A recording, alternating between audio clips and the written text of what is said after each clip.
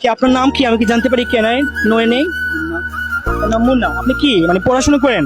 Job করি। Job করেন? মানে পড়াশোনা কি শেষ? জি, পড়ালেখা বাদ দিয়েছি।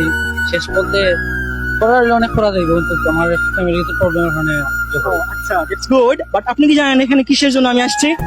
জানি না, কইলে হয়তো জানি। ও আচ্ছা, আমি চাচ্ছি যে আপনাদের স্পোকেন ইংলিশ শেখার জন্য কিভাবে আপনি মানে ইন্সপায়ার হন, উৎসাহিত হন, সেই জন্য আমি ভিডিও তৈরি করছি, যাতে আপনারা খুব ভালোভাবে ফ্লুয়েন্টলি কথা বলতে পারেন ইংরেজিতে। আপনার কি মনে হয় ইংরেজি শেখা কি জরুরি আমাদের?